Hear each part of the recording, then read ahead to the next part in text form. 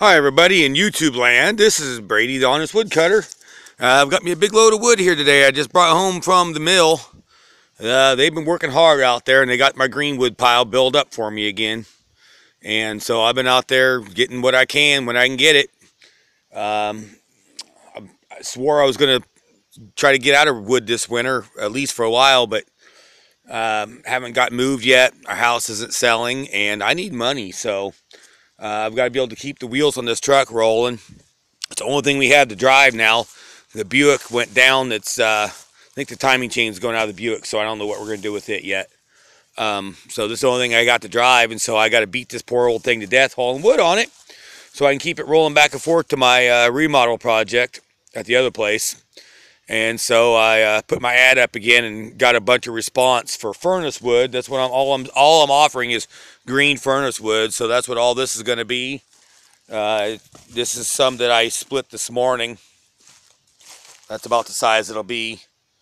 Some will be bigger than that, but typically I don't like to make it too big. It's just too hard to handle for people. But that's a piece I started splitting and I ran out of fuel.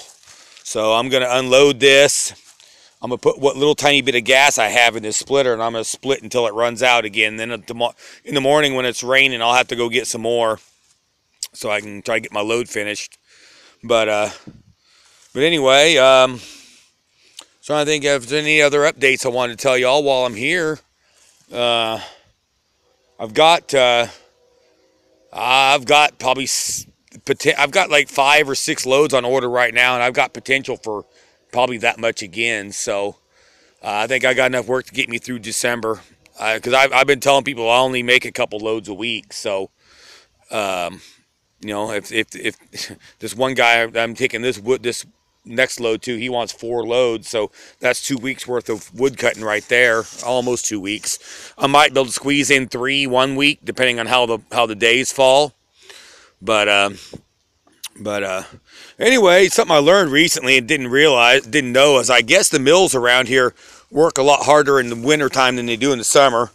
I found that out because I stopped at another mill out near our other place, out on the way to our other place. It's out near Alton. I stopped at the mill to talk to him about wood there, and he said he would love for me to have the pile of butts that's back there that I saw, but they've got it buried right now with logs. I can't. He said there's no other way to get to it with the logs being there.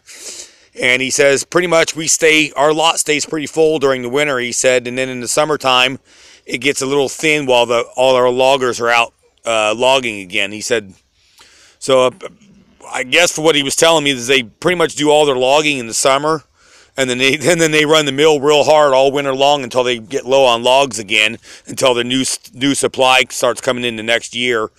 I mean, it makes sense because it just gets too wet and sloppy in the wintertime for trucks to be getting in and out of people's properties. I mean, I wouldn't want my shit all tore up either, so I guess it makes sense. I just never really put 2 and 2 together and figured that out. But yeah, these here, some of these, he could probably get those in his furnace. I've got to check his messages and told me how big of pieces he can handle. But I know these for sure are fine. Maybe even this one. Yeah, I think that was probably small enough to get in his furnace. I mean, he's got a warehouse with two wood furnaces in it, and then he's got a Hardy boiler at his house, so he burns a lot of wood. So, but I don't remember exactly what. I know for sure those are too big. That would never probably be split 6 ways. And that piece of ash there I'm going to keep.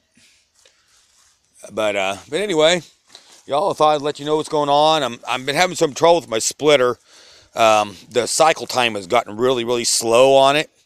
So I did a fluid change, and that didn't really help. So this morning I took the little outlet off right there. The filter is behind that. I took the filter out. Lost a little bit of fluid in the process, but not much. But I was able to catch most of it. But I took the filter out. It didn't really look dirty, but I took it in, cleaned it out, put it back in, and I put more fluid in it. To me, it seems like it ought to have too much fluid in it now, but it did seem like it was working better. So I'm going to get on this thing here in just a minute and split some pieces after I get this unloaded, and we'll see how